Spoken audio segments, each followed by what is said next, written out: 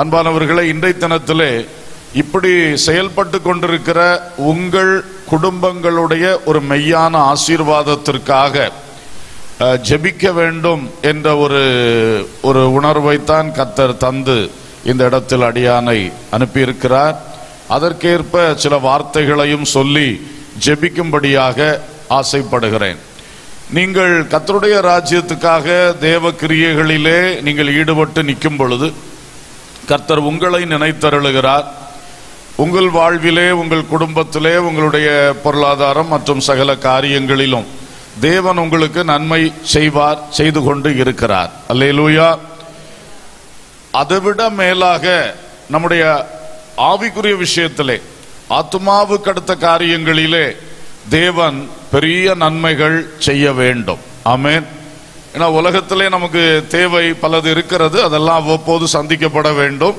அது ஒரு பக்கம் ஆண்டவர் செய்து கொண்டிருக்கும் பொழுது நமக்கு நித்திய பாக்கியங்கள் அது ரொம்ப முக்கியம். கர்த்தருக்காக, கர்த்தருடைய ராஜ்யத்துக்காக செயல்படுகிற பிள்ளைகள் நித்திய பாக்கியத்தை பெற்று ஆசீர்வதிக்கப்படுவதே எல்லாவற்றிலும் பெரிய மேன்மை. சோ அது பற்றி உங்களுக்கு சொல்ல விரும்புகிறேன். ரட்சிக்கப்பட்ட குடும்பங்கள் என்கிற தலைப்பிலே, ரட்சிக்கப்பட்ட குடும்பங்கள் என்கிற தலைப்பிலே வேத புஸ்தகத்திலிருந்து சில குடும்பங்களை நான் உங்களுக்கு முன்பாக நிறுத்தும்படியாக விரும்புகிறேன்.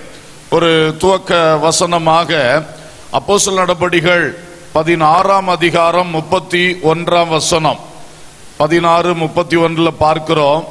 அதற்கு அவர்கள், கர்த்தராகிய இயேசு கிறிஸ்துவை விசுவாசி, அப்பொழுது நீயும் உன் வீட்டாரும் ரட்சிக்கப்படுவீர்கள் என்று சொல்லி அவனுக்கும் அவன் வீட்டில் இருந்த யாவருக்கும் கர்த்தருடைய வசனத்தை போதித்தார்கள். அல்லேலூயா. பவுலும் சீலாவும் பிலிப்பி பட்டணத்திலே ஒரு நடு ராத்திரியிலே அந்த அவர்களை ஜெயிலில் வைத்து காத்து கொண்டிருந்த சிறைச்சாலை தலைவனுக்கும் அவனுடைய வீட்டாருக்கும் இவ்வண்ணமான வார்த்தையை சொல்லி அவனுக்கு ரட்சிப்பை குறித்து, கிறிஸ்து அருளின சிலுவையில் அவர் உண்டு பண்ணின மகிமையான ஆத்தும ரட்சிப்பை குறித்து அவனுக்கு போதித்தார்கள். கர்த்தருக்கு ஸ்தோத்திரம். பாருங்கள், இன்றைக்கு தேவனுடைய ஒரு பெரிய விருப்பம் இதுதான். அன்று பவுல் இந்த போதனை செய்யும் பொழுது முந்தின நாள் பவுலையும் சீலாவையும் பிடித்து அடித்து பயங்கரமாக காயப்படுத்தி அது சிறைச்சாலைக்குள் போட்டு கால்களையும் கைகளையும் தொழுமரத்திலே கட்டி வைத்து வேதனை கூட தடவக்கூடிய கூட வாய்ப்பில்லாத அளவிலே அந்த மாதிரி துன்புறுத்தினார்கள். ஆனால் அப்பொழுதும் பவுலும் சீலாவும் இரவிலே பாடி துதித்தார்கள். அல்லேலூயா. கர்த்தர் ஒரு பூமி அதிர்ச்சியை அனுப்பினார். அந்த பூமி அதிர்ச்சியினால் சிறைச்சாலையின் அஸ்திபாரங்கள் அசைக்கப்பட்டன. எல்லாம் விடுதலை ஆயிற்று, திறந்து போயிற்று.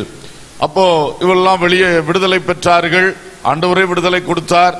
அப்போ சிறைச்சாலை தலைவன் ரொம்ப பயந்துட்டான். எல்லாம் ஓடி போயிருவாங்களே, நாளைக்கு அதிகாரிகளுக்கு எப்படி பதில் சொல்வதென்று அவனை தைரியப்படுத்தி அவனுக்கு அவனோடு பவுலும் சீலாவும் பேச தொடங்கினார்கள்.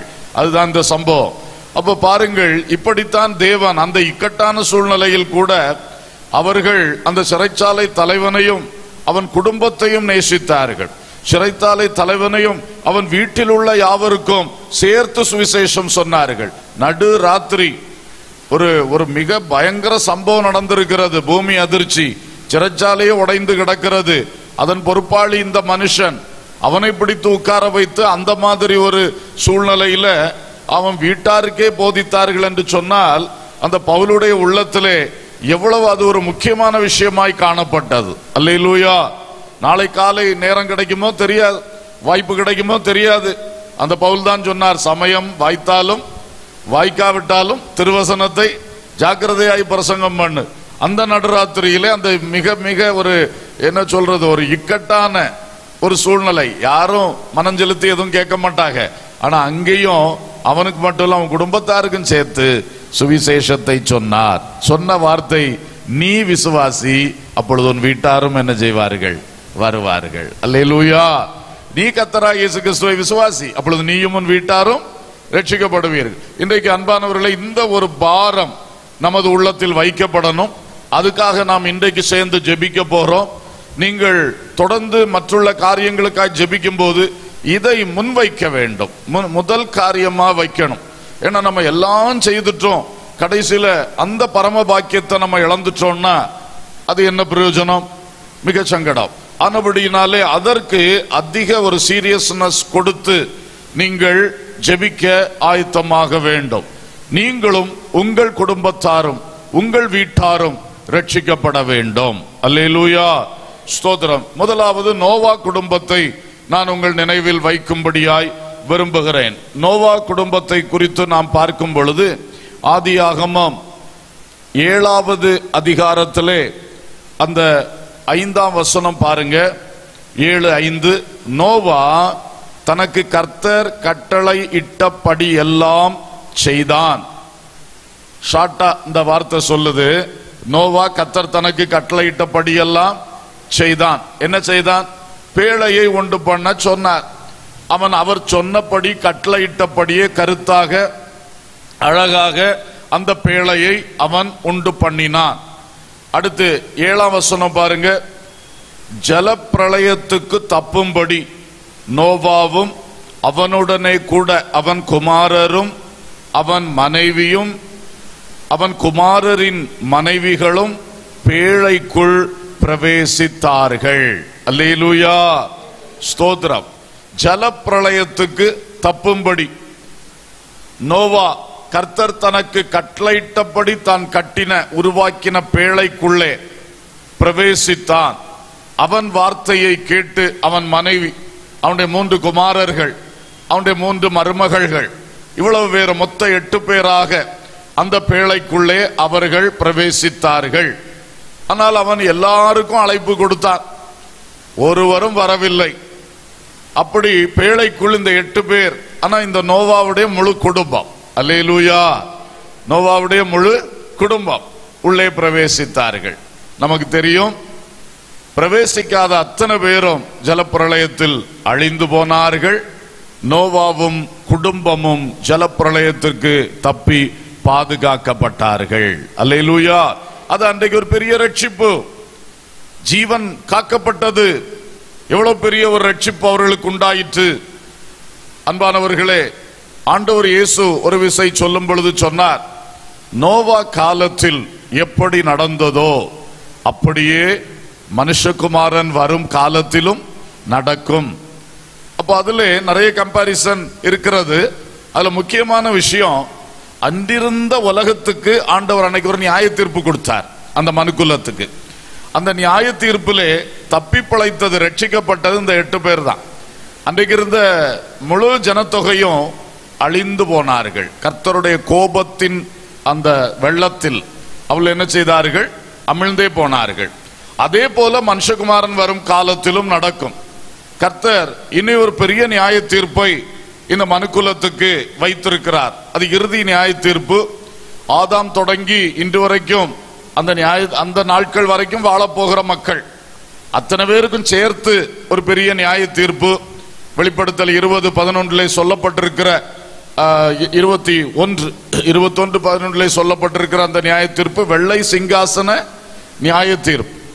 அன்றைக்கு இயேசு சிங்காசனத்தில் உட்கார்ந்து எல்லா மரித்தோரையும் உயிரோடு எழுப்பி கொண்டு வந்து நிறுத்தி புஸ்தகங்களை திறந்து, ஜீவ புஸ்தகம், ஞாபக புஸ்தகம், வேத புத்தகம் எல்லாம் திறந்து வைத்து அதில் எழுதப்பட்டிருக்கிறவைகளின் படியே எல்லா மனுஷனையும் நியாயம் தீர்க்க போகிறார். அந்த நியாய தீர்ப்பிலே பாவிகள் அனைவரும் அக்கினியும் கந்தகமும் ஓயாமல் எரிந்து கொண்டிருக்கிற அந்த நித்திய ஆக்கினை ஸ்தலமாகிய அக்கினி கடலிலே அவர்களை தள்ளிவிடுவார். அங்கே சொல்லப்பட்டிருக்கிறது, அவர்கள் சதா காலமும் வாதிக்கப்படுவார்கள். அல்லேலூயா, மிக பயங்கரமான ஒரு தண்டனை. ஆனால் ரட்சிக்கப்படுகிறவர்கள், ஏற்கனவே கிறிஸ்துவின் வருகையில் எடுத்துக்கொள்ளப்படுகிறவர்கள் பரம எருசலேமை சுதந்தரிப்பார்கள். கர்த்தருக்கு ஸ்தோத்திரம். அப்புறம் அந்த உயிர்த்தெழுதலின் வரிசைகளை பற்றி பைபிள் சொல்லுகிறது. புதிய பூமியை சுதந்தரிப்பார்கள். ஆனால் இந்த அனுபவத்துக்குள், ரட்சிப்பு என்கிற அனுபவத்துக்குள் வராமல் இருக்கிறவர்கள், வேதம் சொல்லுகிற ரட்சிப்பை சுதந்தரிக்காமல் இருக்கிற அத்தனை பேரும் அக்கினி கடலிலே சென்றடைவார்கள். அப்ப இது நோவா காலத்து அந்த நியாய தீர்ப்பு, இதுக்கு ஒரு முன்னடையாளமாக இருக்கிறது. ஆகவே எப்படி கர்த்தர் சொன்னபடியெல்லாம் கர்த்தர் கட்டளையிட்டபடியெல்லாம் நோவா செய்ததுனால அவனும் வீட்டாரும் காப்பாற்றப்பட்டாக. அதே மாதிரி இன்றைக்கும் கர்த்தர் நமக்கு கட்டளையிட்டு இருக்கிற வசனங்களின் வழி, அந்த வசனங்களில் வெளிப்படுகிற சத்தியத்தின் வழி, அந்த சத்தியத்தை பகுத்து போதிக்கிற உபதேசங்களின் வழி நாம் நடக்கும் பொழுது நாம் ரட்சிக்கப்படுவோம். அல்லேலூயா. பழைய ஏற்பாட்டில் நோவா காலத்தில் அவருடைய பக்தி, அவருடைய கீழ்ப்படிதல், இந்த மக்கள் அவர் குடும்பம் அவர் வார்த்தை கீழ்ப்படிந்தாங்க, எல்லாம் சேர்ந்து என்ன பண்ணாங்க, ரட்சிக்கப்பட்டாங்க. இப்ப புதிய ஏற்பாட்டில் இயேசு கிறிஸ்து நமக்காக எல்லாம் செஞ்சிருக்கிறார். அன்னைக்கு நோவா செஞ்ச மாதிரி இப்ப இயேசு கிறிஸ்து சிலுவையில் நமக்காக ஜீவன் கொடுத்து இந்த பெரிய ரட்சிப்பை உண்டு பண்ணி இருக்கிறார். அல்லேலூயா. அப்ப அவர் சொல்ற வார்த்தையை கேட்கிற பிள்ளைகள் அவர் மூலமாய், கிறிஸ்து மூலமாய் இந்த ரட்சிப்பாகிய பேழைக்குள் பிரவேசிக்கிறோம். அல்லேலூயா. நாம் வரப்போகிற நியாய தீர்ப்புக்கு, தண்டனைக்கு தப்பித்துக் கொள்ளுவோம். சோ இந்த ஒரு விசேஷமான ரட்சிப்பு என்பது நம் ஒவ்வொருவருடைய வாழ்க்கையிலும் நாம் ரட்சிக்கப்பட்டோம் என்பது மட்டும் போதாது. இன்றைக்கு நம்முடைய முழு குடும்பமும் ரட்சிப்புக்குள் வர வேண்டும். அல்லேலூயா. பேதுருவை கொண்டு பரிசுத்த ஆவியானவர் சொல்லும் பொழுது அப்போஸ்தலர் நடபடிகள் 2ஆம் அதிகாரம் 38ஆம் வசனத்திலே நீங்கள் மனம் திரும்பி என்ற ஒரு வார்த்தை சொல்லுகிறார். நீங்கள் என்ன செய்ய வேண்டும்? முதலாவது மனம் திரும்பணும். ஏன்னா அவங்க பேதுருவின் பிரசங்கத்தை கேட்டு உள்ளத்துல குத்தப்பட்டவங்களாகி உணர்வு உண்டாகி, சகோதரமாரே, ரட்சிக்கப்படுவதற்கு நாங்கள் என்ன செய்ய வேண்டும் என்று கேட்டார்கள். அப்ப என்ன செய்ய வேண்டும் என்று கேட்ட பொழுது பரிசுத்த ஆவியானவர் பேதுரு மூலம் பேச ஆரம்பிக்கிறார். நீங்கள் மனம் திரும்புங்கள். அல்லேலூயா. உன்னுடைய மனது திரும்பணும் கர்த்தருக்கு நேராக. உன் மனதை நீ கர்த்தருக்கு கொடுக்கணும். அதான் அந்த மனம் திரும்புதல். அங்கே சொல்லப்பட்டிருக்கிற அந்த மனம் திரும்புதல் என்கிற வார்த்தையோடு சேர்ந்த அநேக வார்த்தைகள் பைபிள்ல இருக்கிறது. மனம் திரும்புகிறது, புது சிருஷ்டியாய் மாறுகிறது, மறுபிறப்பு அடைகிறது என்று பல வார்த்தைகள் சொல்வதெல்லாம் இந்த அனுபவத்தை தான். நம்முடைய உள்ளம் அது ஏற்கனவே பாவத்தில் கிடக்கிறது. நம் வாழ்வே பாவத்தில் தான் கிடக்கிறது. பாவமே செய்யலன்னு சொன்னா நம்மை நாமே வஞ்சிக்கிறவர்களா இருப்போம்னு பைபிள் சொல்லுது. எல்லாருமே ஒரு மீன் குஞ்சு தண்ணியிலே பிறந்து தண்ணியிலே வாழ்ற மாதிரி நாம் எந்த மனுஷன் எந்த வீட்டில் பிறந்தாலும் எந்த குடும்பத்துக்குள்ள பிறந்தாலும் அவன் பாவத்தில் பிறந்து பாவத்திலே வாழுகிறான். இது ஆதாமின் மேல் வந்த பாவம், அது எல்லார் மேலும் இருக்குது. எந்த மனிதன் இயேசு கிறிஸ்துவுக்குள் வருகிறானோ அவன்தான் பாவ மன்னிப்பை பெறுகிறான். அல்லேலூயா. இயேசு கிறிஸ்து அல்லாமல் பாவ மன்னிப்பே கிடையாது. தன் வாழ்க்கையை இப்ப நான் பழையதெல்லாம் மாத்தி நல்லா சரிப்படுத்திட்டேன். I have turned a new leaf in my life, அல்ல new page in my life என ஒரு புதிய அத்தியாயத்தை தொடங்கிட்டேன், புதிய ஒரு பேப்பரை திருப்பிட்டேன். அப்படி கிடையாது. அது ரட்சிப்பாகாது. அது ஒரு சின்ன சீர்திருத்தம் தான். ஆனா ரட்சிப்பு என்று சொன்னால் இயேசு கிறிஸ்து தம் ரத்தத்தை சிந்தி நம்ம எல்லாருக்காக அந்த ரத்தத்தை விலையா கொடுத்து, ஜீவனை விலையா கொடுத்து இத பாவ மன்னிப்பாகிய மீட்பை சம்பாதித்தார். அதை விசுவாசித்து பாவத்தை அறிக்கை பண்ணி இயேசுவிடத்திலிருந்து பெற்றுக்கொள்வதுதான் ஆத்ம ரட்சிப்பு. அல்லேலூயா. சொந்த ஆத்ம ரட்சிப்பு மிக முக்கியம். அன்பானவர்களே, நீங்கள் இந்த பாவ மன்னிப்பாகிய மீட்பை பெற்றிருக்கிறீர்களா? அல்லது மனம் திரும்பி இருக்கிறீர்களா? மறுபிறப்பு அடைந்திருக்கிறீர்களா? புது சிருஷ்டியாய் மாறி இருக்கிறீர்களா? கிறிஸ்துவுக்குள் வந்திருக்கிறீர்களா? இந்த வார்த்தையெல்லாம் ஒரே விஷயத்தை தான் சொல்லுகிறது. நம் வாழ்க்கையை இயேசுவுக்கு கொடுத்து இயேசு நம் இதய சிங்காசனத்தில் வந்து உட்காருகிற அந்த மாபெரும் மாற்றம் நம் உள்ளத்தில் சம்பவிக்க வேண்டும். அல்லேலூயா. அது பெரிய ஒரு திருப்பம். அது நம்மை ஜீவனுக்குள் பிரவேசிக்க பண்ணுகிறது. நித்திய மகிமைக்கு நேராய் நம்மை கொண்டு செல்லுகிறது. இந்த ரட்சிப்பாகிய வாசல் மகிமையான வாசல். அல்லேலூயா. இந்த அனுபவத்தை நீங்கள் பெற்றுக்கொள்ளணும், உங்கள் வீட்டாரும் பெற்றுக்கொள்ளணும். அல்லேலூயா. அதற்காக தெய்வ மக்கள் அதிகமாய் ஜெபிக்கிறவர்களாக நீங்கள் காணப்பட வேண்டும். இந்த ரட்சிப்பை நாம் இழந்து போனால் அது எவ்வளவு சங்கடம் பாருங்க. நோவாவுடைய பேழை நோவா ஒத்தைக்கு நின்று கட்டியிருக்க மாட்டார். எத்தனையோ ஆசாரிமாரு பல ஆட்கள் சேர்ந்து தான் என்ன பண்ணியிருப்பாங்க, இந்த பெரிய கப்பலை கட்டியிருப்பார்கள். ஆனா கட்டின ஒருத்தராயிலும் என்ன செய்யல, பேழைக்குள்ள வரல. எல்லாம் சேர்ந்து பேழையை கட்டுனாங்க, ஆனா பேழைக்குள்ள ஒருத்தர் கூட வரலையே. எல்லாமே இந்த தண்ணியில தானே அழிஞ்சு போனாங்க. அந்த நிலைமை நமக்கு ஒரு பெரிய எச்சரிப்பு. ஆமென். இன்றைக்கு பொழுது சொன்னா ஒன்று இதை நல்லா நம்ம புரிந்து கொள்ள வேண்டும். விசுவாசமா மாறும் இப்பவுமே கிடையாது. தரிசனம் கொடுத்து என்ன செய்ய ஆரம்பிச்சாச்சு, ஆவியில நிரம்பி எல்லாரும் தேவனை ஆவியோடும் உண்மையோடும் தொழுது கொள்ளும் காலம் வருகிறது. அதில் இருக்கிற அந்த உண்மை என்ற வார்த்தைக்கு அர்த்தம் சத்தியம், ட்ரூத். Truth truth. அப்போ நம்ம எல்லாரும் in spirit and in truth நம்ம கர்த்தரை சேவிக்கிற காலம் வருது அப்படின்னு இயேசு சமாரியா ஸ்திரீக்கு சொன்னார். அதுதான் பரிசுத்த ஆவி ஊற்றப்பட்ட பிறகு ஆவியோடு அவரை தொழுது கொள்ளுகிறது. சத்தியம், இந்த பைபிள் ஆண்டவர் தந்திருக்கிற சத்தியம், இயேசுவே சத்தியம், இயேசு எழுதி தந்த வசனமே சத்தியம், வேதமே சத்தியம் என்றெல்லாம் பைபிள்ல படிக்கிறோம். அப்ப இந்த சத்தியம், சத்தியத்தோடும் ஆவியோடும், மலையாளத்தில் அந்த பாட்டு பாடும் பொழுது அந்த வார்த்தையை சொல்லுவார்கள், ஆவியிலும் சத்தியத்திலும் ஆராதிக்கின்றேன்னு பாடுவார்கள். அப்போ ஆவியிலும் சத்தியத்திலும் இந்த ரெண்டும் சேர்ந்து கர்த்தரை தொழுது கொள்ள வேண்டும். உண்மையிலே இந்த தொழுது கொள்ளுதல் என்ற வார்த்தைக்கு ரெண்டு பார்ட்ஸ் இருக்கிறது, ரெண்டு பாகங்கள். ஒன்று பணிதல், அடுத்தது சேவித்தல். பணிதல், சேவித்தல். பணிதல் என்று சொன்னா பணிந்து கொள்ளுதல், அவர் முன்பாக சாஷ்டாங்கமாய் விழுந்து அவரை தொழுது கொள்ளுகிறேன், பணிந்து தொழுது கொள்ளுகிறேன். இதான் நாம செய்யக்கூடிய வர்ஷிப். ஆண்டவரே ஸ்தோத்திரம் ஸ்தோத்திரம்னு ஸ்தோத்திரம் பண்றோம், துதிக்கிறோம், இதெல்லாம் இந்த பார்ட்டு தான். பணிந்து கொள்ளுகிறது, அவர் பாதத்தில் விழுந்து அவரை ஸ்தோத்தரிப்பது, துதிப்பது, அவரை புகழுவது. ஓ நீர் வல்லமை உள்ளவர், நீர் அற்புதங்கள் செய்பவர், இதெல்லாம் அவரை புகழுவது.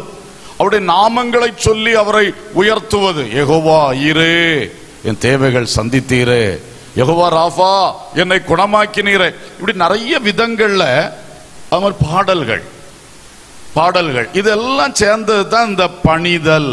பணிதல் என்கிற பகுதி. சேவித்தல் என்கிற பகுதி வரும்போது அதுவும் தொழுது கொள்ளுதலில் ஒரு பகுதி தான். அது என்னன்னா இந்த வசனத்துக்கு கீழ்ப்படிந்து சாட்சியா நடக்கிறது. இந்த வசனம் சொல்றபடி கர்த்தருக்கு நம்மால் என்ற ஊழியங்களை, நம்மால் என்றன்னு சொல்றதை விட அவர் விரும்புகிற ஊழியங்களை செய்து கொண்டே இருப்பது. அப்போ இது ஒன்று நம்முடைய ஆவி ரிலேட்டடா இருக்குது, ஒன்று சரீரம் ரிலேட்டடா இருக்குது. பணிந்து கொள்ளுதல் என்பது நம்முடைய உள்ளான மனுஷன், நம்ம ஆவிக்குரிய அந்த உள்ளான மனுஷன்ல அப்படியே பாடல், துதி, ஸ்தோத்திரம், ஆராதனை, பணிதல், பணிந்து கொள்ளுதல். மற்றது சரீரத்தில் சாட்சியாய் வாழ்தல், ஆண்டவருக்கான கிரியைகளை செய்தல், இதெல்லாம் சேவித்த ரெண்டும் சேர்ந்துதான் நான் கர்த்தரை பணிந்து கொள்ளுகிறேன், தொழுது கொள்ளுகிறேன். I am worshipping my God. Hallelujah. Worship என்பது இந்த ரெண்டு பகுதியும் இருக்கணும். இப்போ ஒரு வசனம் சொல்லுகிறது, அந்த 19ஆம் வசனம் 20ஆம் வசனம் அதிகாரத்தை தான் மறந்துட்டேன். உங்கள் சரீரமானது நீங்கள் தேவனாலே பெற்றும் உங்களில் தங்கியும் இருக்கிற பரிசுத்த ஆவியினுடைய ஆலயமா இருக்கிறது என்றும் நீங்கள் உங்களுடையவர்கள் அல்லவென்றும் அறியீர்களா? ஆகவே கிரயத்துக் கொள்ளப்பட்டீர்களே, ஆகவே தேவனுக்குரியவைகளாகிய உங்கள் ஆவியினாலும் உங்கள் சரீரத்தினாலும் தேவனை மகிமைப்படுத்துங்கள். அல்லேலூயா. 1 கொரிந்தியர் 6ஆம் அதிகாரம் 19-20 வசனத்தை தான் நான் இப்ப சொன்னேன். அப்ப அங்க நம்ம பார்க்கிறோம், நம்முடைய சரீரம் பரிசுத்தாவி வாழுகின்ற ஆலயம். பரிசுத்தாவியை நம்ம பெற்றுக்கொண்டோம். நீங்க கிரயத்துக் கொள்ளப்பட்டிருக்கீங்க, இயேசுவின் ரத்தத்தால் மீட்கப்பட்டிருக்கீங்க, விலைக்கு வாங்கப்பட்டிருக்கீங்க. அப்போ இனி நாம் நம்முடையவர்கள் அல்ல, நாம் தேவனுக்குரியவர்கள். நம்ம ஆவியும் சரி நம்ம சரீரமும் சரி யாருக்குரியது? தேவனுக்குரியது. அதான் கடைசியில சொல்லி இருக்கு, தேவனுக்கு உடையவைகளாகிய உங்கள் ஆவியினாலும் உங்கள் சரீரத்தினாலும் தேவனை என்ன பண்ணுங்க? மகிமைப்படுத்துங்க. இப்ப பாருங்க, நம்முடைய ஆவியினால் அவரை மகிமைப்படுத்துறோம், அதான் பணிந்து கொள்ளுதல். நம்முடைய சரீரத்தினால் அவரை மகிமைப்படுத்துறோம், அதான் சேவித்தல். இந்த பணிதலும் சேவித்தலும் சேர்ந்து வருகிறது தான் உண்மையான மெய்யான ஆராதனை. அல்லேலூயா. சோ இத நல்லா புரிஞ்சுக்கிடுங்க. யோசுவா அன்றைக்கு சொன்ன அந்த வார்த்தை, நானும் என் வீட்டாருமோ வென்றால் கர்த்தரையே சேவிப்போம். அல்லேலூயா. சோ அந்த ரட்சிப்பின் அனுபவங்கள் ரொம்ப அழகானவைகள். இதுதான் நம்மை நித்தியத்தில் கொண்டு சேர்க்க போகிறது. ஒரு பக்கம் பாவிகளுக்கு அவர் தண்டனை கொடுக்கும் பொழுது நமக்கு மிக மிக அழியாத மேன்மைகளை தரப்போகிறார். மனம் திரும்புங்கள், ஞானஸ்நானம் பெறுங்கள், பரிசுத்தாவினால் நிரப்பப்படுங்கள், ஆவியோடும் உண்மையோடும் அவரை தொழுது சேவியுங்கள். அல்லேலூயா. இதெல்லாம் நீங்க தனியா செஞ்சுட்டு போகாதீங்க, உங்க குடும்பத்தையும் கொண்டு வரணும். அதுக்கு இப்ப பிடிச்சு இழுத்து கொண்டு வர முடியுமா? ஒன்றும் செய்ய முடியாது. அப்படி பைபிளும் அக்செப்ட் பண்ணல. யாரையும் கம்பல் பண்ணி கொண்டு ரட்சிப்புள்ள நடத்த முடியாது. ஆண்டவரா கிரியை செய்யணும், அவர்களா அர்ப்பணிக்கணும். ரெண்டு சேரும் போதுதான் என்ன செய்யும்? ஆத்மாவில கிரியைகள் உண்டாகும். நமக்கும் அப்படித்தான் உண்டாயிற்று. அல்லேலூயா. சோ இதுக்காக நம்ம ஜெபிக்கத்தான் முடியும். நல்லா ஜெபிக்கணும், நல்லா ஜெபிக்கணும். அப்புறம் வாய்ப்பு கிடைக்கும் பொழுது நமக்கு தெரிந்த இந்த உபதேசங்களை அன்பா சொல்லி கொடுக்கணும். நம்ம தெரிந்ததில் சொன்னா போதும். ஏன்னா பெரிய இதுக்கு விளக்கமும் வியாக்கியானங்கள் எல்லாம் கொடுத்தா தான் ஒரு ஆத்மா ரசிக்கப்படணும் இல்லை. ஆண்டவர் தான் ஆத்மாவுடைய கண்களை திறக்கணும். அல்லேலூயா. ஆனா நம்ம சைட்ல நம்ம நல்லா பிரேயர் பண்ணணும். முதல்ல இதை ஒரு பெரிய பாரமா எடுக்கணும், ஒரு வைராக்கியமா எடுக்கணும். நான் சொன்ன மாதிரி ஃபர்ஸ்ட் அண்ட் ஃபார்மோஸ்ட் திங் இதைத்தான் நம்ம பிரேயர் லைஃப்ல வைக்கணும். வச்சு நீங்க ஜோம்னிட்டே இருக்கும் பொழுது அப்படிப்பட்ட சூழ்நிலைகளை திறந்து தருவார். நீங்க அன்பா சொல்லும் பொழுதே சில கிரியை நடக்கும். அல்லேலூயா. ஓகே, இப்படி இந்த காரியங்கள், இது மனம் திரும்புதல், ஞானஸ்நானம், பரிசுத்தாவி, அப்புறம் இந்த சேவிக்கிறது அல்லது ஆராதிக்கிறது, தொழுது கொள்ளுகிறது என்பதை பார்த்தோம். இந்த காலத்துல இந்த தொழுது கொள்ளுதல் கொஞ்சம் வித்தியாசமா போயிட்டு இருக்கு. கொஞ்சம் கேர்ஃபுல்லா இருக்கணும். பாடல்கள் எல்லாமே நல்லதுதான். ஆனா என்ன ஆகுதுன்னா, கிறிஸ்துவை மகிமைப்படுத்துகிற, கிறிஸ்துவை மையப்படுத்துகிற நிலை மாறி மனுஷர்களை மையப்படுத்துகிற நிலையா மாறுது. வர்ஷிப்னாலும் அப்படித்தான் மாறி போகுது, பாடல்னாலும் அப்படி போகுது. இதுதான் டேஞ்சரஸ் திங். நம்ம பாட்டு யாருக்கு? கர்த்தருக்கு. ஆராதனை யாருக்கு? கர்த்தருக்கு. அப்ப அதுல நம்ம ரொம்ப நடத்துறவங்களும் கேர்ஃபுல்லா இருக்கணும், நம்மளும் கேர்ஃபுல்லா இருக்க வேண்டிய அவசியம். உலகத்துல ஒரு கன்சர்ட் நடக்கு இல்லையா, ஒரு பெரிய அவங்க தாளந்துகளை வெளிப்படுத்துறதுக்கு கன்சர்ட் நடத்துவாங்க. அதே மாதிரி நிறைய ஆராதனைகள் இன்றைக்கு மாறி வருகிறது. அது கர்த்தருக்கு பிரியமா இருக்காது, வசனத்துக்கு ஒத்ததா அல்ல. அல்லேலூயா. உங்க ஆவியினாலும் உங்க சரீரத்தினாலும் யாரை மகிமைப்படுத்துங்க?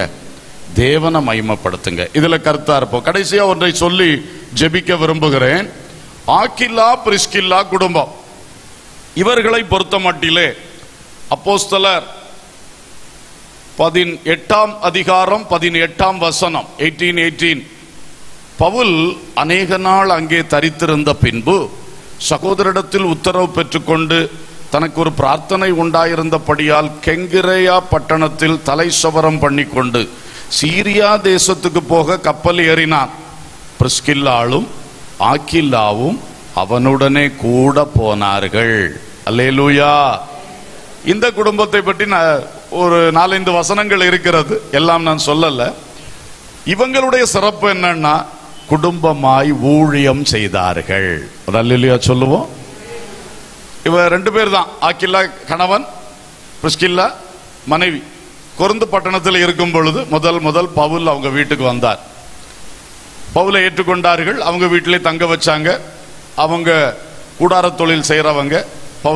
பவுலும் அதுல இணைஞ்சி வீட்டிலே இருந்தாரு. அங்கிருந்தா அந்த கொரிந்து பட்டணத்தில் ஊழியம் ஆரம்பித்தது. இந்த ஊழியம் முடித்து பவுல் அடுத்த யாத்திரை புறப்படும் போது இந்த ஆக்கில்லா பிரிஸ்கில்லா 2 பேரும் வீட்டை காலி பண்ணி, பட்டணத்தை காலி பண்ணி இந்த அப்போஸ்தலனோடு, இந்த மிஷனரியோடு யாத்திரை புறப்பட்டுட்டாங்க. அப்ப அவருடைய அர்த்தம் என்ன? இவங்க இப்ப தன் வாழ்க்கை என்பதை பார்க்கிலும் இயேசுவுக்காக ஊழியம் செய்யணும்னு சொல்லி அந்த மிஷனரிக்கு பின்னால அவரோடு கூட பயணப்பட்டார்கள். அல்லேலூயா. கணவனும் மனைவியுமா சேர்ந்து குடும்பமா, அவங்க பிள்ளைகள் இருந்ததா சொல்லப்படல. ஆனா அவங்க 2 பேரும் சேர்ந்து கர்த்தருடைய ஊழியம் செய்தார்கள். நானும் என் வீட்டாருமோ கர்த்தருக்கு ஊழியம் செய்வோம் என்று சொன்னது போல இவர்கள் ஊழியம் செய்தார்கள். அல்லேலூயா. இன்னும் பல வசனங்கள் அவங்கள பற்றி படிக்க முடியும். அவங்க வீட்டில் ஒரு சபை நடந்து கொண்டிருந்தது என்று வசனம் சொல்லுகிறது. அவங்க வீட்டில் சபை கூடினது. அது மட்டும் இல்ல, அவங்க பவுலுக்கு உடன் வேலையாட்கள்னு இன்னொரு வசனத்துல பவுல் சொல்றார், எனக்கு உடன் வேலையாட்கள். அப்ப அவங்க அங்கீகரிக்கப்பட்ட ஊழியர் என்கிற ஒரு நிலை வருகிறது. இன்னொன்னு சொல்லுவாரு, அவங்க என் பிராணனுக்காக தங்கள் கழுத்தை கொடுத்தவர்கள். அல்லேலூயா. சோ அவங்க எப்போ அந்த ஒரு அப்போஸ்தலன் ஒரு மிஷனரியோட தொடர்பு வந்துச்சோ அதுல இருந்து அவங்க இயேசுவுக்கு ஊழியம் செய்ய ஆரம்பிச்சிட்டாங்க. லைஃப் லாங் அந்த ஊழியத்துல இணைஞ்சுக்கிட்டாங்க, குடும்பமாக ஊழியம் செய்தார்கள். அல்லேலூயா. சோ இந்த பாக்கியங்கள் நம்ம குடும்பத்துக்கு வரணும். ஒருவேளை ஃபுல் டைமா நீங்க ஊழியத்துக்கு வரலனாலும் பரவாயில்ல, ஆண்டவர் அழைத்தால் வாருங்கள். ஆனா குடும்பமா சில ஊழியங்களை நம்ம கண்டிப்பா செய்ய முடியும். ஆமென். ஊழியர்களோடு இணைந்து செய்ய முடியும். எப்படி ஆக்கில்லா பிரிஸ்கில்லா பவுலோடு சேர்ந்து செஞ்சாங்களோ அதே மாதிரி நம்ம கண்டிப்பா செய்ய வாய்ப்பு இருக்கிறது. அதை செய்யணும். உங்க வீடு இருக்கிற ஏரியாவில் ஒரு ஆவிக்குரிய சபை இல்லை, சத்தியங்களை சொல்லக்கூடிய ஒரு சபை இல்லையா? என் வீட்டில் ஒரு கூட்டத்தை ஆரம்பிக்கிறேன், ஒரு பாஸ்டரை தாரும் ஆண்டவரை, ஒரு ஊழியக்காரரை கொண்டு வரோம், அங்க வச்சு ஒரு சின்ன ஒரு கூட்டம் நடத்தணும்னா அந்த ஏரியாவில் இருக்கிற மக்களுக்கு பிரயோஜனப்படும். அல்லேலூயா. ஆனா நீங்க ஒரு சபையில அங்கத்தினரா இருக்கும்போது நீங்க பாட்டுக்கு தொடங்கிறாதீங்க. உங்க சபை பாஸ்டர்ட்ட ஆலோசித்து செய்யுங்க. அப்புறம் அது பிரச்சனையா இருக்கும், அது சரியாகாது. அதே மாதிரி ஒரு சண்டே ஸ்கூல் மினிஸ்ட்ரி, சின்ன பிள்ளைகள் தெருவில் விளையாடிட்டு இருக்காங்க, ஏன் நான் ஒரு சண்டே ஸ்கூல் தொடங்கக்கூடாது? அப்படி ஒரு சின்ன சண்டே ஸ்கூல் ஒரு வாரத்துல 1 மணி நேரம் பிள்ளைகளை கூப்பிட்டு வச்சு ஒரு பாட்டு சொல்லி கொடுத்து இப்படி சொன்னா ரொம்ப ஆசீர்வாதமா இருக்கும். அல்லேலூயா. நான் டதி ஸ்கூல்ல இருக்கிற மார்டன் இங்கிலீஷ் பிரைமரி ஸ்கூல்ல தான் நான் படித்தேன். அப்போ எனக்கு 1ஆம் கிளாஸ் 2ஆம் கிளாஸ் 5ஆம் கிளாஸ் வரைக்கும் பாமி டீச்சர்னு ஒரு டீச்சர் உண்டு எங்களுக்கு. எங்க தெருவில் தான் அவள் வாழ்ந்தார்கள். அவங்க மத்தியானம் 1 மணி நேரம் சாப்பாட்டு இடைவேளையில் ஒரு 10 நிமிஷம் எங்களை கூப்பிட்டு வச்சு ஒரு சின்ன ப்ரேயர் மீட்டிங் நடத்துவாங்க. அது கிளாஸ் நிறைய பிள்ளைகள் வந்திருக்கும். ரொம்ப அழகா இங்கிலீஷ் பாட்டு பாடி எங்களுக்கு ஒரு வசனம் இங்கிலீஷ்ல சொல்லி தந்து அதுக்கு ஒரு விளக்கம் சொல்லி அதுக்கு ஒரு கதை சொல்லி அப்படி பதிய வைப்பார்கள். நான் இப்போ ஒரு 2 அல்லது 3 வருஷத்துக்கு முன்னாடி இந்த மார்டன் ஸ்கூல்ல என்னை கூப்பிட்டுருந்தாங்க. எதுக்குன்னா இந்த பழைய ஸ்டூடெண்ட்ஸ் எல்லாம் சேர்ற ஒரு மீட்டிங் வைப்பாங்கல்ல, அதுக்கு ஒரு பேர் சொல்லுவாங்க, ஆலம்னியா. சரி, அது அந்த கூட்டத்துக்கு ஒரு பிரசங்கம் பண்ணணும், ஓல்டு ஸ்டூடெண்ட் நீங்க சொல்லி கூப்பிட்டாங்க. அப்போ நான் போயிருக்கும் பொழுது அங்க பல காரியம் நடந்துச்சு. ஒரு இஸ்லாமிய ஒரு பெண்மணி, அவங்க அங்க படிச்சிருக்காங்க, ஓல்டு ஸ்டூடெண்ட். அவங்க பாமி டீச்சரை பற்றி சொன்னாங்க. அன்னைக்கு பாட்டெல்லாம் சொல்லி தருவாங்க, அந்த வசனம் எல்லாம் எங்களுக்கு கேட்க இனிமையா இருக்கும், அப்படி ஒரு இஸ்லாமிய பெண்மணி சொன்னாரு. அப்போ எத்தனையோ டீச்சர்ஸ் வேலை செய்து சம்பளம் வாங்கிட்டு போயிட்டு இருக்காங்க. ஆனா இந்த டீச்சருக்கு ஒரு பாரம், டெய்லி மத்தியானம் ஒரு 10 நிமிஷம் பிள்ளைகளுக்கு ஒரு பிரேயர் மீட்டிங் நடக்கணும். அது எத்தனை பேரை தொட்டு இருக்கிறது. அல்லேலூயா. ஏன் நம்ம இந்த மாதிரி ஒரு ஆக்கில்லா பிரிஸ்கில்லா மாதிரி ஒரு ஊழியத்தை செய்யக்கூடாது? அல்லேலூயா. ஸ்காட் காலேஜில் WCC நினைக்கிறேன், இந்த 2 கல்லூரிகளில் ஒரு கல்லூரியில் எங்க சர்ச்சுக்கு நேர எதிர்த்தாப்புல ஒரு குடும்பம், அதுல ஷாம்லான்னு ஒரு வாலிப பிள்ளை அன்னைக்கு அவ படிச்சுட்டு இருந்தா. அவ பேர் கிறிஸ்தவ நிலையிலிருந்து ஆண்டவருக்குள்ள நல்ல அபிஷேகம் பெற்று நல்ல ஒரு சாட்சியா மாறினான். அவ என்ன பண்ணுவா, இந்த மத்தியான நேரம் அங்க காலேஜில் இருந்த ஒரு மரத்தடியில போய் மிஷனரிகளுக்கா ஜெபம் பண்ணணும்னு அவளுக்கு ஒரு பாரம் வாலிபத்துல. அதுவும் ஒரு 5 நிமிஷமோ 10 நிமிஷமோ தான், ஆனா டெய்லி நடக்கும். இது சிம்பிளா ஆரம்பிச்சு கடைசியில் ப்ரொஃபசர்ஸ் டீச்சர்ஸ் கூட அதில் பங்கு பெறுவாங்களாம். அப்படி ஒரு பெரிய ஜெபக்குழுவா மாறிட்டு ஒரு 10 மினிட்ஸ் பிரேயர் செல்லு தான். அப்புறம் இவா மிஷனரியா போனா. இப்பொழுதும் எங்க ஸ்தாபனத்தில் உத்தரப்பிரதேசத்தில் லக்கிம்பூர்ல அவ மிஷனரியா இருக்கிறா. அவள் புருஷன் அந்த ஒரு 20 சபைகளுக்கு பொறுப்பாளரான கண்காணியாக சர்க்கிள் பாஸ்டரா இருக்கிறாரு. நல்லா ஊழியம் செய்யறாங்க. அவ ஃபர்ஸ்ட் அங்க சர்ச்சு கட்டும் போது, பொதுவா எல்லா சர்ச்சு கட்டும் பொழுது ஸ்தாபனத்திலிருந்து காசு கொடுத்து தான் சர்ச்சு கட்டுறது, மிஷனரி ஊழியம் இல்லையா, அங்கிருந்து எதுவும் வராது. ஃபர்ஸ்ட் இந்த ஸ்தாபனத்திலிருந்து பணம் கேட்காம தாங்களே விசுவாசத்துல சர்ச்சு கட்டினது அந்த குடும்பம். அதுக்கு ஒரு பெரும் பங்கு இந்த பிரேயர் செல்ல இருந்து போனது. அல்லேலூயா. அவ வாலிப பிள்ளையா இருக்கும் போது இதெல்லாம் அவன் நினைக்கல, தான் மிஷனரியா போயின்னு கூட அவளுக்கு தெரியாது. ஆனா ஒரு 10 நிமிஷத்தை டெய்லி 10 நிமிஷம் இயேசுவுக்கா ஊழியம் செய்யணும். இதே மாதிரி நிறைய சொல்லலாம்.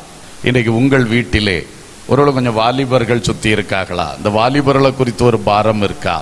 அல்ல என்ன பிரச்சனை? கொஞ்சம் சகோதரிகள் இருக்காக, அவங்கள கூப்பிட்டு வச்சு வாரத்துல ஒரு நாள் ஒரு 1/2 மணி நேரம் எத்தனையோ வேதனையோடு பிரச்சனையோடு இருக்காங்க, கூப்பிட்டு வச்சு சேர்ந்து ஜெபம் பண்ணுவோம்.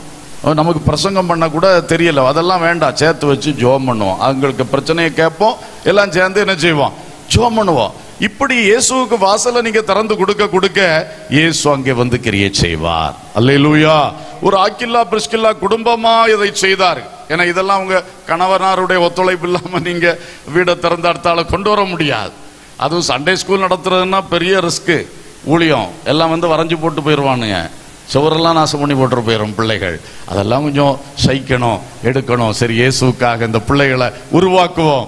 அப்ப குடும்பமா சேர்ந்தா தான் அந்த ஊழியங்கள் செய்ய முடியும். கணவனார் கூட செய்யாட்டாலும் பரவாயில்ல, அவர் அனுமதிக்கணுமே. சோ கொஞ்சம் யோசிங்க. நீங்கள் ரட்சிக்கப்படுங்கள், உங்கள் குடும்பம் முழுசும் ரட்சிக்கப்படணும். குடும்பமா சேர்ந்து நமக்கு ஆண்டவர் வச்சிருக்கிற காலத்துல ஆண்டவருக்காக எதையாகிலும், திரும்பவும் எதையாகிலும் என்கிற வார்த்தையோட மேன்மை, அவருக்கு சித்தமானதை செய்ய வேண்டும். அல்லேலூயா. இங்கே நான் நிறுத்துகிறேன். கொஞ்சம் ஜெபம் ஒரு 10 நிமிஷம் இருக்கிறது, பிரேயர் பண்ணுவோம். எல்லாரும் கண்களை மூடுங்கள் தயவாய். இவ்வளவும் கேட்டுட்டு சும்மா எழும்பி போனா அதுல பிரயோஜனம் வராது. கொஞ்சம் கண்களை மூடி இருதயத்தை இயேசுவுக்கு நேரா, கர்த்தருக்கு நேரா நல்ல தரவுங்கள், நல்ல தரவுங்கள், தரவுங்கள். இருதயம் திறந்து கர்த்தரை நோக்கி பார்த்து ஸ்தோத்திரம். நான் சொன்ன வார்த்தைகளை நினைத்து ஆமென்.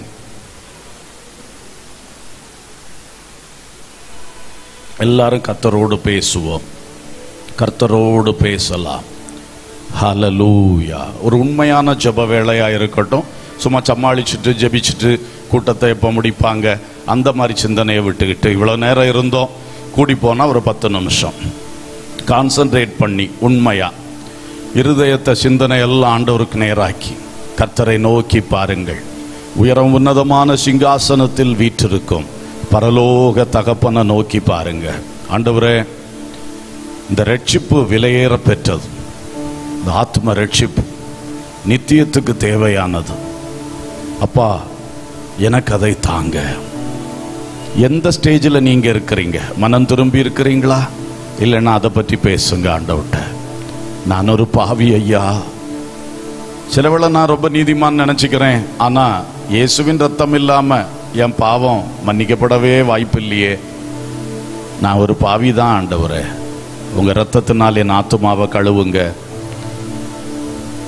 என்னை மீட்டு கொள்ளுங்க, என் ஆத்துமாவை ரட்சியுங்க, பாவமர கழுவுங்க, பாவம் மன்னிப்பாகிய மீட்பை எனக்கு தாங்கன்னு நீங்க உண்மையா கேளுங்க. இந்த அனுபவத்தை பெற்றுக்கொண்டேன். ஞானஸ்நானம் பெற்றீர்களா? ஞானஸ்நானம் பெற்றீர்களா? ஆண்டவர் சமூகத்திலே அதை குறித்து பேசுங்க. ஆண்டவரே, இதை பெற்றுக்கொள்ளணும். நான் அப்படியே காலதாமதப்படுத்திட்டே இருக்கிறேன், இனி காலதாமதப்படுத்த மாட்டேன். நான் ஞான ஸ்நானம் பெற்ற ஒரு மனுஷனாய் புதிய வருஷத்துக்குள் பிரவேசிக்கணும். ஒரு தீர்மானம் எடுக்கலாமே. எத்தனையோ காரியத்துக்கு தீர்மானம் எடுக்கிறோம். நம்மை நித்தியம் கொண்டு சேர்க்கிற இந்த சத்தியத்துக்காக நம்மை அர்ப்பணித்து ஒரு தீர்மானம் செய்யலாமே. நான் ஞான ஸ்நானம் பெற்றுக்கொள்ளணும். என்னை வழிநடத்தும் ஆண்டவரே, என் குடும்பத்துக்குள்ள இதுக்கு ஒரு வாய்ப்பை, ஒரு அனுமதி எனக்கு தாரும் ஆண்டவரே. ஹல்லேலூயா. உங்கள் உள்ளத்தின் உண்மையை பார்த்து கர்த்தர் கிரியை செய்வார். உம் ஆவியால் என்னை நிரப்பும் அப்பா. இந்த அந்நிய பாஷையின் வரத்தோடு உம் ஆவியால் என்னை நிரப்பும். ஆவியானவர் எனக்குள் வந்து தங்கியிரும், என்னை நடத்தும், என்னை கிறிஸ்துவின் சாயலில் உருவாக்கும். ஆவியானவரே என்னை நிரப்பும். அபிஷேக நாதர் இயேசுவே, உம் ஆவியால் என்னை நிரப்பும். கேட்கிறீங்களா? ஹல்லேலூயா, ஸ்தோத்திரம். நானும் என் வீட்டாருமோ வென்றால் கர்த்தரையே சேவிப்போம். யோசுவா சொன்ன மாதிரி, ஆண்டவரே, டெய்லி குடும்ப ஜபத்துல உட்கார்ந்து நாங்க பாட்டு பாடுவோம், கொஞ்ச நேரம் ஸ்தோத்தரித்து ஆராதிப்போம், ஜபம் பண்ணுவோம், பைபிள் படிப்போம். அது எத்தனை வீட்டில் நடக்குது? நடக்கலன்னா அதை இன்னைக்கு தீர்மானிங்க. அரை மணி நேரம் அல்லது 1 மணி நேரம் இதுக்காக ஒதுக்கி சேர்ந்து உட்கார்ந்து, நமக்கு பெரிய பாட்டு வராது, ஆனா பாடுவோம். ஆண்டவர் அதில் மகிமைப்படுவார். ராகத்திலும் தாளத்திலும் தான் கர்த்தர் மகிமைப்படுவார் நினைக்க கூடாது. உள்ளத்திலிருந்து அவரை பாடணும், உள்ளத்தில் கீதம் பாடணும். ஹல்லேலூயா. பைபிள்ல ஒரு போர்ஷன் வாசித்து எல்லாரும் சேர்ந்து கொஞ்சம் ஸ்தோத்திரம் சொல்லி, ஆண்டவரே நேற்றைக்கு இப்படி எல்லாம் எங்களை நடத்துனீங்களே, ஸ்தோத்திரம் ஸ்தோத்திரப்பா என்று சொல்லி, இனி இன்னைக்கு இப்படி நடத்துங்கப்பா என்று ஜெபம் பண்ணி எவ்வளவு அழகா இருக்கும். அவரையே சேவிப்போம், அவரையே சேவிப்போம். சர்ச்சுக்கும் குடும்பமா நாங்க போகணும், குடும்பமா நாங்க போகணும். எங்களுக்கு கிருபை செய்யுங்க. நான் சர்ச்சுக்கு போகும்போது என் குடும்பத்துல 2 பேர் வீட்டுல இருக்காங்க, டிவி பார்த்துட்டு இருக்காங்க, 2 பேர் சும்மா சுத்த போறாங்க. ஆண்டவரே கிரியை செய்யுங்கப்பா, நாங்க குடும்பமா உங்க ஆலயத்துல வந்து உங்களை ஆராதிக்கணும். நீங்க இப்படி எல்லாம் ஜெபம் பண்ணும் பொழுது கர்த்தருக்கு அது ரொம்ப சந்தோஷம். ஹல்லேலூயா, பிரைஸ் தி லார்ட். ஆளுக்கு ஒரு சபைக்கு போயிட்டு இருக்கோம். ஆண்டவரே எங்களை உங்களுக்கு சித்தமான ஒரே இடத்துல கூட்டி சேருங்கப்பா, ஜெபம் பண்ணலாமே. ஹல்லேலூயா. ஆண்டவரே நாங்க ஒரே சர்ச்சில் எல்லாம் ஒன்னா போய் உட்கார்ந்து ஆராதிக்கணுமே, உங்களுக்கு சித்தமான இடத்துல எங்களை கூட்டி சேருங்கப்பா. ஹல்லேலூயா, ஹல்லேலூயா. ஸ்தோத்திரம் ஸ்தோத்திரம்.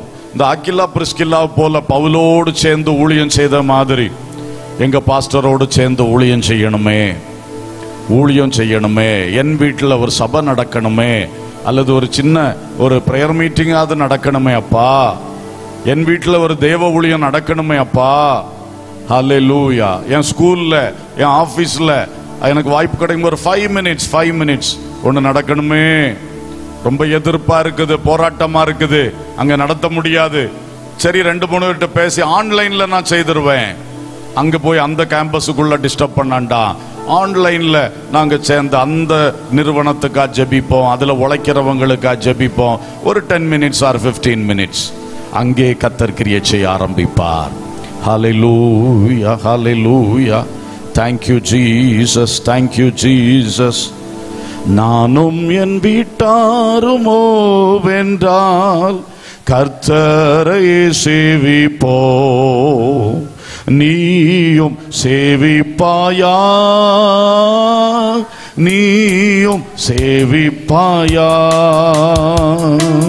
நானும் என் வீட்டாருமோ வென்றால் கர்த்தரையே சேவிப்போம். நீயும் சேவிப்பாயா, நீயும் சேவிப்பாயா.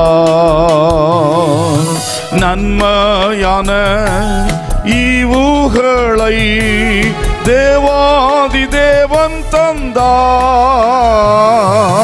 நன்மையான ஈவுகளை தேவாதி தேவன் தந்தார். கீழ்ப்படிந்தே அவர் சத்தம் கேட்டு சாட்சியாய் ஜீவிப்பாயா. கீழ்ப்படிந்தே அவர் சத்தம் கேட்டு சாட்சியாய் ஜீவிப்பாயா.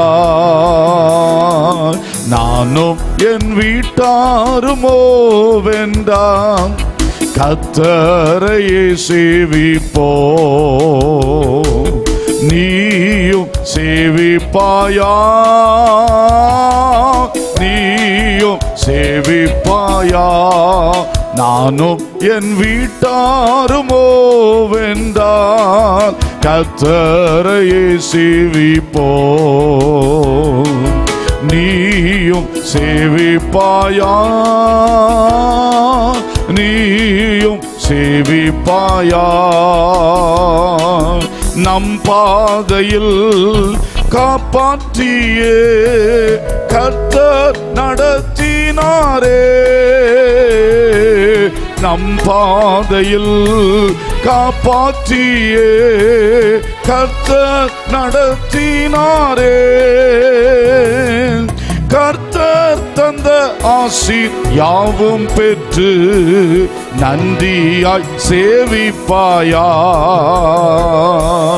கர்த்தர் தந்த ஆசீர் யாவும் கண்டு நன்றியாய் சேவிப்பாயா. நானும் என் வீட்டாருமோ வென்றால். பாடும் பொழுது இந்த பாரம் இறங்கட்டும், இந்த ஜெபம் எழும்பட்டும். ஆமென்.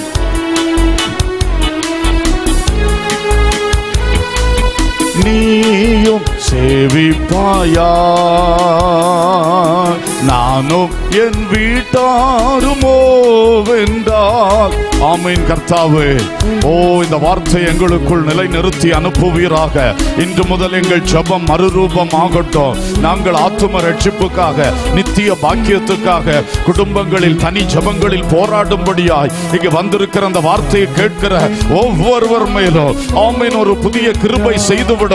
அந்த வார்த்தையை உள்ளே வைத்துவிடும். இந்த வார்த்தையை உள்ளே வைத்துவிடும். நான் மட்டுமல்ல, என் குடும்பத்தோடு நான் ரட்சிக்கப்படணும், ஞானஸ்நானம் பெறணும், அபிஷேகம் பெறணும். ஆமென். ஹல்லேலூயா. சேவிக்கணும். ஆமென். ஊழியம் செய்யணும். உலபா கத்துனா ஷிபலா துனா கத்துனியா லபா கபௌரியா. எங்கள் ஜெபத்தில் இந்த பாக்கியம் உள்ளே வரட்டும். இந்த ஜெபத்தில் இதற்கு முக்கியத்துவம் கொடுக்கிற ஒரு கிருபை இன்றைக்கு இறங்கட்டும். நித்தியத்தை குறித்த ஒரு விசேஷித்த ஜாக்கிரதை உணர்வு வரட்டும். இதோ சீக்கிரமாய் வருகிறேன் என்று சொன்னவரே, உம் வருகை நாள் நெருங்கி வருகிறது. நானும் என் வீட்டாரும் ஆயத்தமாக வேண்டும். ஹல்லேலூயா, ஹல்லேலூயா. இப்பொழுது அந்த பாரத்தை பகிர்ந்து கொடுங்க, பகிர்ந்து கொடுங்க, பகிர்ந்து கொடுங்க. உம்முடைய பிள்ளைகள் உம் ராஜ்யத்தை கட்டுகிற பிள்ளைகள், இவர்கள் நித்தியத்திலே மகிமை அடைய வேண்டும். நித்தியத்தை ஒவ்வொருவரும் மகிமையாய் சுதந்தரிக்க வேண்டும். ஓ glory to God, glory to God. ஒருவர் கூட இழந்து போக கூடாது. இந்த குடும்பத்தில் ஒரு நபர் கூட இழந்து போக கூடாது. இன்னைக்கு ஒரு வைராக்கியமாக தேவ சமூகத்திலே கெஞ்சி போராடுகிறோம், போராடுகிறோம், போராடுகிறோம். அப்பா, யாக்கோபு தனித்திருந்து போராடின பொழுது அடுத்த நாள் அவன் முழு குடும்பமும் பாதுகாக்கப்பட்டது. அதுபோல ஒரு கிரியை உண்டாகட்டும். glory, hallelujah, hallelujah, hallelujah. அந்த ஒரு அபிஷேகத்தோடு, அந்த ஒரு ஆவியின் வைராக்கியத்தோடு, இந்த ஒரு ஜெப விண்ணப்பத்தோடு உம்முடைய பிள்ளைகளை நிரப்பி அனுப்பணும்ப்பா, நிரப்பி அனுப்பணும். ஒருவேளை யாராவது அபிஷேகம் தாரும் என்று இப்பொழுது ஜெபித்துக் கொண்டிருக்கிறார்களோ, அவர்களை இப்பொழுதே ஆவியினால் நிரப்பும். இப்பொழுதே உமது ஆவியால் நிரப்பும். அந்நிய பாஷை வரத்தினால் நிரப்பும். Yes Lord, fill them in the name of Jesus. Hallelujah. நிரப்பி அனுப்பும் அப்பா. ஆமென். பலப்படுத்தி அனுப்பும் அப்பா. உமது வல்லமை இறங்கட்டும் என்று ஜெபிக்கிறோம். உமது கிருபை பெருகட்டும் என்று ஜெபிக்கிறோம். கர்த்தருடைய வல்லமை உள்ள கரத்தில் தருகிறோம். Hallelujah, hallelujah, hallelujah. Praise God, praise God. அன்புள்ள பரலோக பிதாவே, நல்ல தகப்பனே, நோவா குடும்பம் ஆண்டவரே, அந்த லீதியாள் குடும்பம், அந்த சிறைச்சாலை தலைவன் குடும்பம், கொர்நேலி குடும்பம், யோசுவா குடும்பம், அந்த அக்கில்லா பிரிஸ்கில்லா குடும்பம், இவையெல்லாம் எவ்வளவு பாக்கியம் பெற்றவர்கள். ஆண்டவருடைய காரியத்திலே குடும்பமாக உள்ளே புகுந்தவர்கள், அனுபவித்தவர்கள், மேன்மை அடைந்தவர்கள். அதே போல இன்றைக்கு இந்த வார்த்தையை கேட்ட ஒவ்வொருவரும் முழு குடும்பமாய் வருகை மட்டும் எங்கள் சந்ததி சந்ததியாய் இந்த ஆசீர்வாதங்களை சுதந்திரித்துக் கொள்ள, ஆத்மாவின் ஆசீர்வாதங்கள், நித்தியத்தின் பாக்கியங்களை நாங்கள் பெற்றுக்கொள்ள எங்களை நீர் வழி நடத்துவீராக. நிச்சயமா இந்த ஒரு பாரம், இந்த தரிசனம் அக்கினியாய் பற்றி எரியட்டும் ராஜா. ஆமென். அப்படிப்பட்ட சாட்சிகள் எழும்பட்டும், கிரியைகள் உண்டாகட்டும். இந்த எஸ்தர் ஜெபக்குழுவை ஆசீர்வதிங்க. ரொம்ப பிரயோஜனமாக நீங்க செய்றீங்க. இதெல்லாம் உங்க கிருபை, உங்க கிரியை. அதுக்காக ஸ்தோத்திரம் செலுத்துகிறோம். அருமையான சகோதரிக்காய் ஜெபிக்கிறோம். உடைய மகளை இதிலே முன்னிறுத்தி நீரே ஸ்தோத்திரம். அவளுக்குள் நீர் போடுகிற அந்த தரிசனங்கள் இன்னும் பெருசாய் நடக்கட்டப்பா. அவர்களை கரத்தில் எடுத்து பயன்படுத்துவீராக. அப்பா, வந்திருக்கிற ஒவ்வொருவரை ஆசீர்வதியும். பொறுப்பாளர்களாய் இணைந்து நிற்கிற ஒவ்வொருவரை நீர் ஆசீர்வதியும்.